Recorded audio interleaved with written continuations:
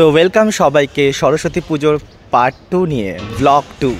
তো দেখতে পাচ্ছ আমার স্কুল কৃষ্ণপুর আদর্শ বিদ্যা মন্দির, যেখান থেকে ফার্স্ট পার্টটা শেষ করেছিলাম সেখান থেকেই আবার শুরু করলাম সেকেন্ড পার্টটা।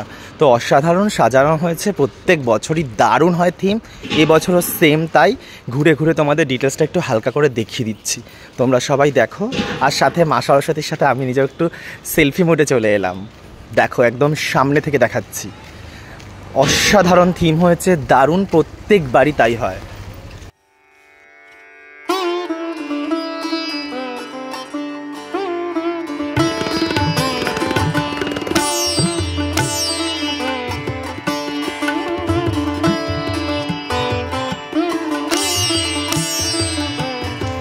তো দেখলে তো আমাদের সাথে ঠাকুরগুলো, কেমন লাগলো তোমাদের? অসীমা, তোর কেমন লাগলো?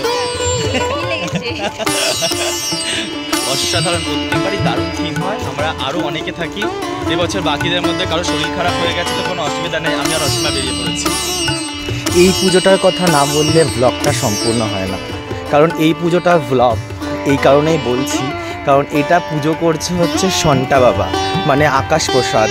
অনেক ছোট আমার থেকে, অত ছোট একটা বাচ্চা এত সুন্দরভাবে পুজোর থিম এবং মার প্রতিমা দেখছো যেটা, এটা কিন্তু ওরা অর্ডার করে বানিয়েছে। প্রত্যেকবারই ওরা কিন্তু দারুণ দারুণ পুজো করে।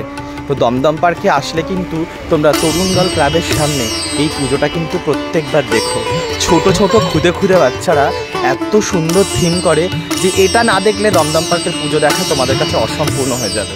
সত্যি ওয়াও, বিউটিফুল, এক কথায় ফাটাফাটি, কোনো কথা হবে না।